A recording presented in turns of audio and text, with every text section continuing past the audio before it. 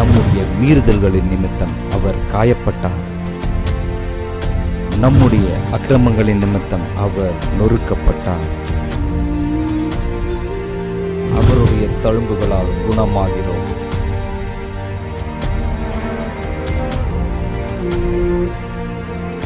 அவரே ஜீவ பலி.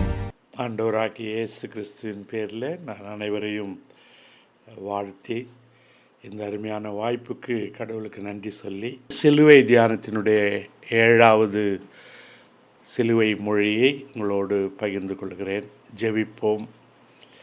என் கண்மலையும் மீட்பெருமாகிய கர்த்தாவே, என் வாயின் வார்த்தைகளும் எங்கள் அனைவரின் இருதயத்தின் தியானங்களும் உம்முடைய சமூகத்தில் உமக்கு பிரதியாயிருப்பதாக.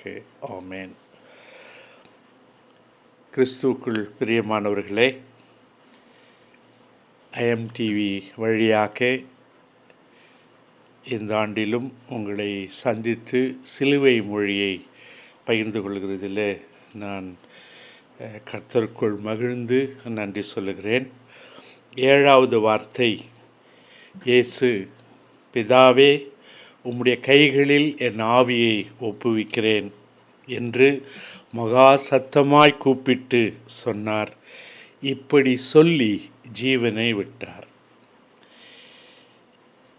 தந்தையே, உன் கைகளில் என் உயிரை ஒப்படைக்கிறேன் என்று சொல்லுகிற இந்த சிலுவை மொழி இஸ்ரவேல் மக்களுடைய நெருக்கடியான நேரங்களில் ஏறெடுக்கப்பட்ட ஒரு ஜெபம்.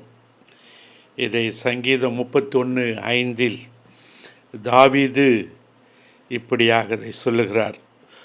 உமது கைகளில் என் ஆவியை ஒப்புவிக்கிறேன். சத்திய பரனாகிய கர்த்தாவே, நீர் என்னை மீட்டு கொண்டீர். இந்த ஜெபம்தான் திரும்ப திரும்ப அவர்கள் பயன்படுத்தியது. இதை தான் கிறிஸ்துவும் பயன்படுத்துகிறார்.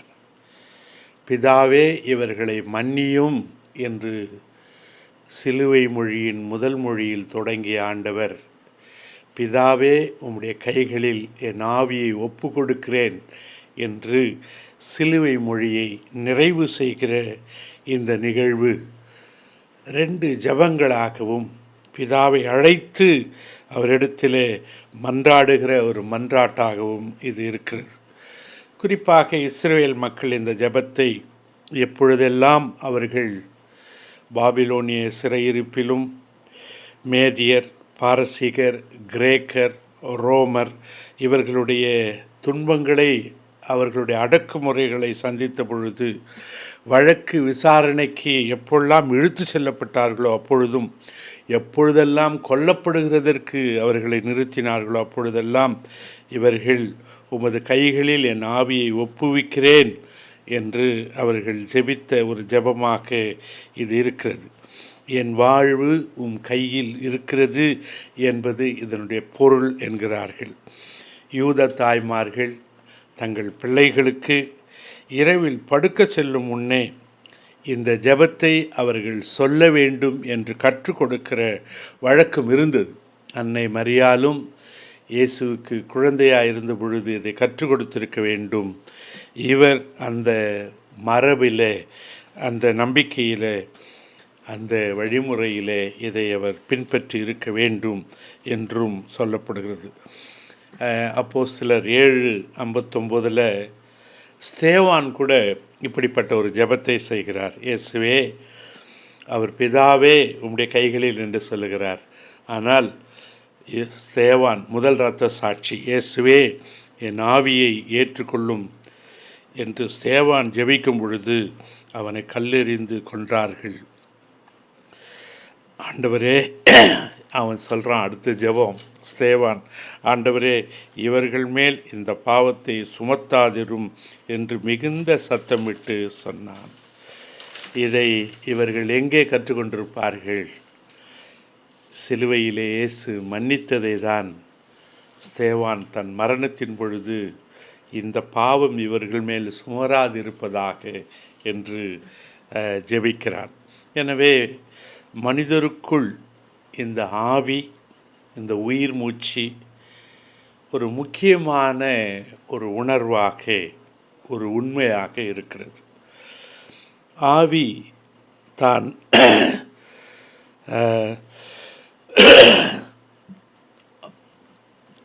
ஆவி நாம் சம்பாதித்ததில்லை, நாம் உண்டாக்கினதும் இல்லை. இது நாம் பெற்றுக்கொண்டது, நம் பெற்றோரிடமிருந்து நாம் பெற்றுக்கொண்டது. படைப்பின் வரலாறு இப்படி சொல்கிறது. ஆதியாகமம் 2:7 தேவனாகிய கர்த்தர் மனுஷனை பூமியின் மண்ணிலே உருவாக்கி ஜீவ சுவாசத்தை அவன் நாசியிலே ஊதினார், மனுஷன் ஜீவ ஆத்துமாவானான்.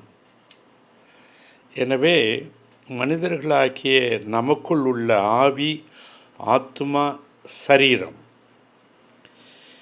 என்ன என்பதை உணர்த்துகிறதாக ஆண்டவருடைய 7வது சிலுவை மொழி இருக்கிறது என்று இறையியல் வல்லுநர்கள் சொல்கிறார்கள். அதில் அவர்கள் உச்சமாக சொல்வது உறவு. பிதாவே என்று கடவுளை அழைக்கிறது. உயிருள்ளவரை அந்த உறவு இருக்கிறது. நம்முடைய உடலில் அந்த ஆவி இருக்கிற வரைக்கும் தான் மனிதன். அவனுக்கு பெயர், அவனுக்கு உறவு. அவன் மரித்த பிறகு அதற்கு பெயர் சடலம், சரீரம், சவம், பாடி. எப்போ எடுக்கிறீங்கன்னு கேட்குறாங்க. பேர் மறைந்து போகிறது, உறவு மறைந்து போகிறது. எனவே அந்த உறவை உயிர்ப்பிக்கிறவராக 7வது சிலுவை மொழி இருக்கிறது. அதில் அந்த அதிகாரம் இருக்கிறது, அந்த நம்பிக்கை இருக்கிறது என்பது தான் இந்த 7வது. மனிதன் உலகம் முழுவதையும் ஆதாயப்படுத்தி தன் ஜீவனை, தன் ஆத்மாவை நஷ்டப்படுத்தினால் லாபம் என்ன? இதுதான் ஆத்துமாவை ஆதாயப்படுத்துவதோ? இது ஆண்டவரிடம் சென்று சேர வேண்டும், நியாய தீர்ப்புக்கு இது காத்திருக்க வேண்டும் என்று சொல்லப்படுகிறது. எனவே தான் இயேசு, பிதாவே உம்முடைய கைகளில் என் ஆவியை ஒப்புவிக்கிறேன் என்று சொல்லி ஜீவனை விட்டார் என்று வேதம் சொல்லுகிறது. இயேசுவின் இந்த ஜெபம் 3 முக்கிய செய்திகளை நமக்கு இன்றைக்கும் உணர்த்துகிறது. அதில் ஒன்று, ஆண்டவராகிய இயேசு கிறிஸ்து நமக்காக தன் ஜீவனை கொடுத்தார். யாரும் எடுக்கவில்லை. தன் ஜீவனை, he was born to be crucified to save our life. நம்முடைய வாழ்க்கையை, நம்மை மீட்கும்படியாக தன் ஜீவனை கொடுப்பதற்காகவே இந்த மண்ணிலே மனிதனாக பிறந்தவர் அவர். எனவே ஆண்டவராகிய இயேசு கிறிஸ்து தன் ஜீவனை நமக்காக விட்டார். அவரை கொலை செய்ய வகை தேடினவர்களோ, சிலுவை தண்டனை தீர்ப்பளித்த பிலாத்துவோ, இவரை சிலுவையில் ஒப்பு கொடுத்தவர்களோ, இவரை சிலுவையில் அறையும் என்று சொன்னவர்களோ, அல்லது அன்று இரவில் அன்னா, காய்பா, ஏரோது, பிலாத்து என்று விசாரித்து இவரை சிலுவைக்கு ஒப்பு கொடுத்தவர்களோ, ஆண்டவராகிய இயேசு கிறிஸ்துவினுடைய ஆவியை எடுக்கிற அதிகாரமும் யாரிடமும் இல்லை என்பதை அவர்கள் உணராதிருந்தார்கள். பிலாத்து இயேசுவினிடத்தில் கேட்கிறார், நான் நினச்சா உன்னை விடுதலை ஆக்குவேன்னு. ஆனால் இயேசு சொல்கிறார், என் மேல் உனக்கு அதிகாரம் கொடுக்கப்பட்டால் ஒழிய என் மேல் உனக்கு அதிகாரம் இல்லை என்று சொல்கிறார். எனவே இந்த சங்கீதம் 31:5 இஸ்ரவேலுடைய வாழ்க்கையில், யூதர்களுடைய வாழ்க்கையில் ரொம்ப முக்கியமான ஒரு ஜெபமாக இருந்திருக்க வேண்டும். உமது கையில் என் ஆவியை ஒப்புவிக்கிறேன், சத்திய பரனாகிய கர்த்தாவே, நீர் என்னை மீட்டு கொண்டீர். இந்த ஜெபம் இஸ்ரவேல் மக்களின் ஒவ்வொரு தாயும் தன் குழந்தை தூங்க வைத்து தான் தூங்க போகும் முன் ஜெபிக்கும் ஜெபம் என்பதாக இருந்தாலும், இந்த ஜெபத்தை இயேசுவும் தன் தாயை நினைவு கூர்ந்து, ஒவ்வொருவருக்கும் முதல் குருவாக ஒரு தாய் தான் இருக்கிறார் என்பதை அங்கீகரித்து இந்த ஜெபங்கள், ஆண்டவர் கையில் நம்மை ஒப்பு கொடுக்கிறோம் என்கிற ஜெபங்கள், மரண தருவாயிலும் அந்த உயிர்த்தெழுதல் நம்பிக்கையை உறுதிப்படுத்துகிற ஒரு ஜெபமாக இது இருக்கிறது என்பதுதான். உம்முடைய கைகளில் என் ஆவியை ஒப்புவிக்கிறேன் என்று மிகுந்த சத்தமாய் சொல்லி தன் ஜீவனை விட்டார் என்று இந்த 7ஆம் சிலுவை மொழி நமக்கு இன்றும் சொல்லுகிற செய்தி. இதில் யோவான் 10:18 ஆண்டவர் தன்னுடைய போதனைகளில் இதை முன்கூட்டியே சொல்லியிருக்கிறார். ரொம்ப அதிகாரபூர்வமாக, ஆதாரபூர்வமாக. ஆனால் அவர் என்ன பேசுகிறார் என்று தான் கேட்பவர்கள் அறியாதிருந்தார்கள் என்று சொல்லப்படுகிறது. நான் என் ஜீவனை சுயமாய் தான் கொடுக்கிறேன். அதை யாரும் என்னிடத்திலிருந்து எடுத்துக்கொள்ள இயலாது. நானே அதை கொடுக்கிறேன். அதை கொடுக்கவும் எனக்கு அதிகாரம் உண்டு. அதை மறுபடியும் எடுத்துக்கொள்ளவும் எனக்கு அதிகாரம் உண்டு. ரொம்ப அருமையாக இருக்கு. நானே அதை கொடுக்கிறேன். இதை தான் பிதாவே உம்முடைய கரங்களில் என் ஆவியை ஒப்புவிக்கிறேன். அதை கொடுக்கவும் எனக்கு அதிகாரம் உண்டு. அதை மறுபடியும் எடுத்துக்கொள்ளவும் எனக்கு அதிகாரம் உண்டு. உயிர்த்தெழுவேன் என்று சொல்லியிருந்தார்.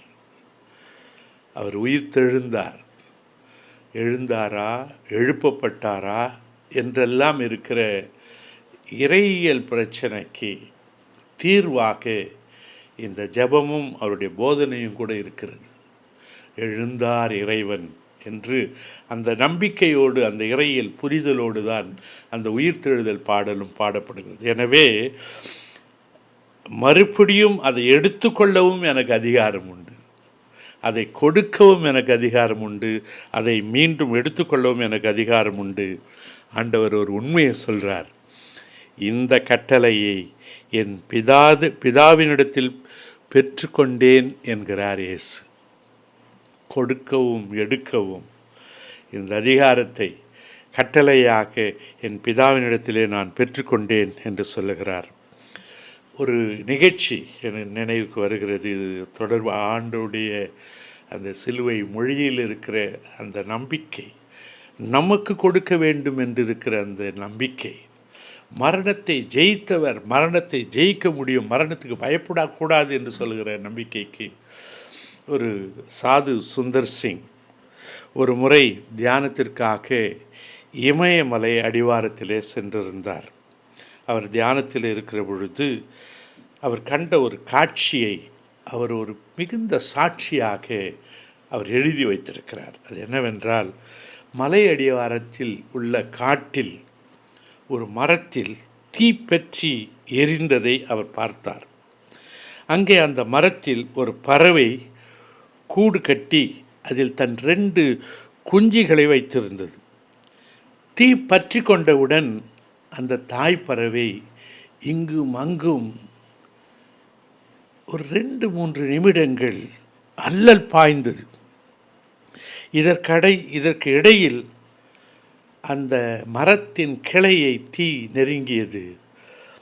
அந்த நெருங்கிய உடனே பறவை உடனடியாக கூட்டை நோக்கி பறந்து தன் சிறகுகளை விரித்து அந்த கூட்டின் மீது அமர்ந்து கொண்டது. ஆனால் தீ கூட்டையும் தாய் பறவையையும் பொசுக்கி போட்டது. உடனே அந்த கூடு எரிந்து பறவையோடு தரையில் விழுந்ததை சாது சுந்தர் சிங் பார்த்து அந்த பறவை அண்டையை ஓடியிருக்கிறார். ஓடி விழுந்ததை கண்டு அங்கே சென்று செத்து விழுந்து கிடந்த அந்த தாய் பறவையை தன் கையில் எடுத்த பொழுது தீயால் கருகாமல் குஞ்சுகள் 2ம் தாயின் மறைவில் உயிருடன் இருந்ததாம். தாய் தன் உயிரை கொடுத்து தன் குஞ்சுகளை காத்தது. உலகத்தில் நமக்கு முன் வாழ்ந்த பல 1000 தலைமுறைகள், நமக்கு பின் வர இருக்கிற பல 1000 தலைமுறைகள் ஒரே தாய் பறவையாக ஆண்டவரே தன்னுடைய குமாரனை கொடுத்து இவ்வளவாய் உலகத்தில் அன்பு கூர்ந்தார், இவ்வளவாய் உலகத்தில் அன்பு கூர்ந்தார். He was born to be crucified. கடவுளின் அன்பு இத்தகையதே என்று அருமையாக சாது சுந்தர் சிங் விளக்கியிருக்கிறார். எனவே சிலுவையில் அந்த அன்பு கொஞ்சமும் அச்சப்படாமல், அதை குறித்து கொஞ்சமும் தயக்கம் இல்லாமல் தன் உயிரை நம்பிக்கையோடு தன் பிதாவாகிய கடவுளிடத்தில் ஒப்படைக்கிறதை இந்த 7வது சிலுவை மொழி நமக்கு நினைவுபடுத்துகிறது. நாம் எப்பொழுதும் நம்முடைய மரண அறிவிப்பில் ஒரு வாசகத்தை, ஒரு வசனத்தை நாம் பயன்படுத்துவோம். நல்ல போராட்டத்தை போராடினேன், ஓட்டத்தை முடித்தேன், விசுவாசத்தை காத்து கொண்டேன். அது ஏதோ பவுல் அப்போஸ்தலனுடைய ஒரு வசனமாக மட்டும் இருக்கக்கூடாது. அது நாம் நம்பிக்கையாக இருக்க வேண்டுமானால் சிலுவை மொழியின் 7வது மொழி அந்த நம்பிக்கையை தருகிறதாக இருக்கிறது என்பதுதான். நல்ல போராட்டத்தை போராடினேன், ஓட்டத்தை முடித்தேன், விசுவாசத்தை காத்து கொண்டேன் என்று பவுல் அப்போஸ்தலன் தன் வாழ்க்கையை குறித்து சொல்லி மரணத்தை சந்திக்க ஆயத்தமாக அவர் இருந்தார். அப்படி நாமும் இருக்கிறோம் என்கிற அந்த அறிக்கையில் தான் இந்த வசனத்தை நாம் அர்த்தமுள்ள வகையிலே பயன்படுத்துகிறோம். எனவே போராட்ட வாழ்வு பொருளுள்ளது என்பதை அப்போஸ்தலர்கள் உணர்ந்திருந்தார்கள். கிறிஸ்துவுக்காய் வாழ்ந்த அனைவருமே இன்று இதை சொல்ல முடியும். அன்னை தெரசா, அன்னை ஐடா ஸ்கடர், கிரஹாம் ஸ்டெயின்ஸ், பாலியல் பலாத்காரத்துக்கு உட்பட்டு பலாத்காரம் செய்யப்பட்ட நம்முடைய அருட்சகோதரிகள், சமீபத்தில் நடந்த மணிப்பூர் கலவரத்தில் நிர்வாணமாக்கப்பட்டு ஊர்வலமாக இழுத்து செல்லப்பட்ட நம்முடைய சகோதரிகள், இத்தகைய போராட்ட வாழ்வையே மேற்கொண்டார்கள். போராட்டமே வாழ்க்கையாய், பிறருக்காக போராடுவதே வாழ்வாக இருந்து தெருவிலே நின்று போராடுகிறவர்களை குறைத்து மதிப்பிடக்கூடாது. நாம் அந்த போராட்டக்காரர்களோடு நீதிக்கான போராட்டத்தில் நம்முடைய ஆதரவு ஜெபமாக இருக்கலாம், ஈடுபாடாக இருக்கலாம், நம்முடைய தோழமையாக இருக்கலாம். அப்படி இருக்க வேண்டும் என்பதை, நல்ல போராட்டத்தை போராடினேன், ஓட்டத்தை முடித்தேன், விசுவாசத்தை காத்து கொண்டேன் என்று பவுல் சொல்லுகிறார். இந்த சிலுவை 7வது மொழியின் மூலம் இயேசுவும் அதை நமக்கு உணர்த்துகிறார்.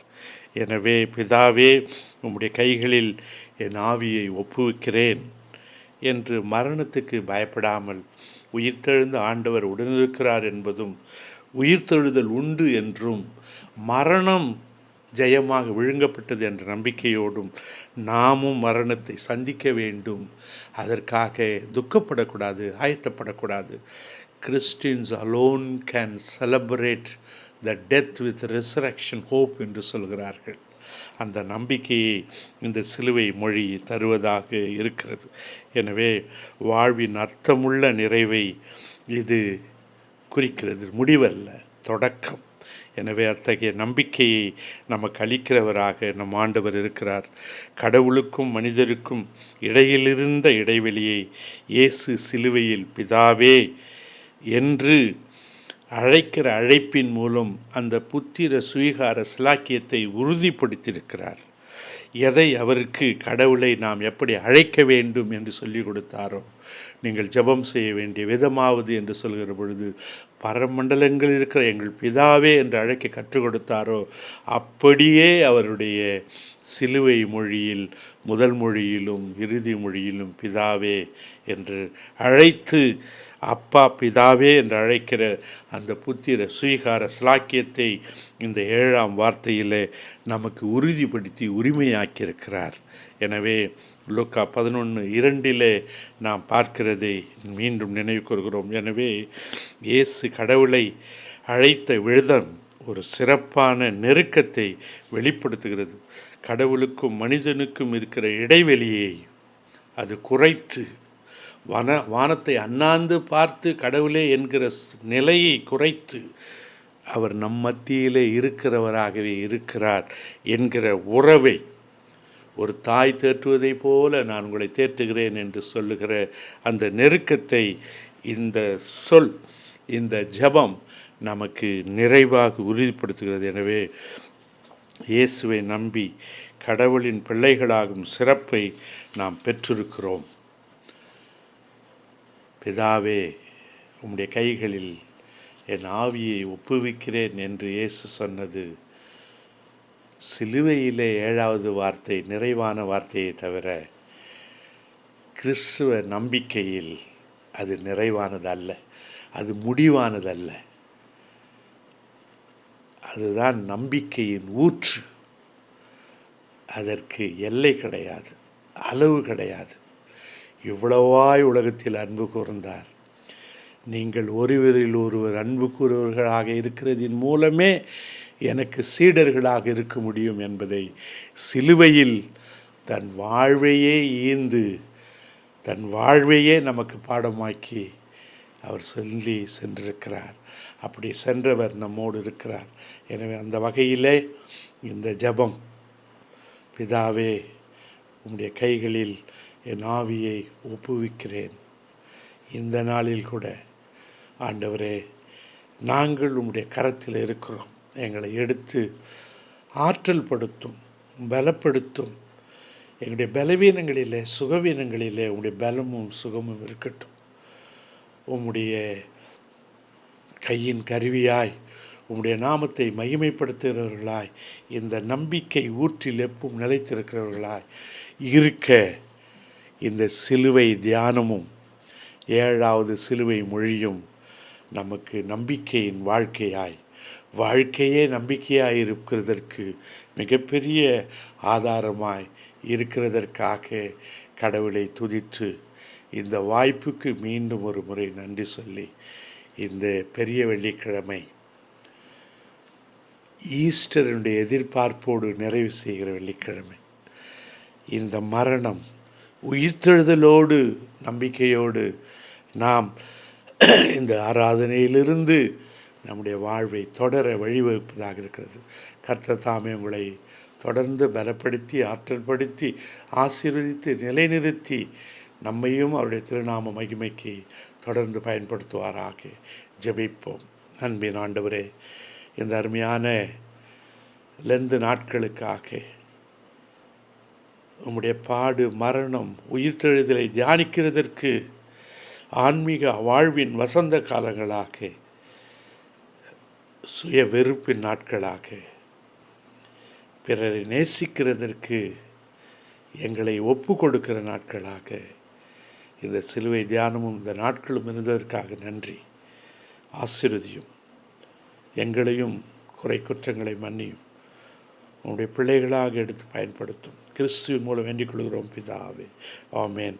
நம்முடைய ஆண்டவராகிய இயேசு கிறிஸ்துவின் கிருபை, பிதாவாகிய கடவுளுடைய அன்பு, பரிசுத்த ஆவியானுடைய ஆசீர்வாதம் நம் அனைவரோடு கூட இப்பொழுதும் எப்பொழுதும் சதா காலங்களிலும் நிறைவாய் நிலைத்திருப்பதாக. ஆமேன்.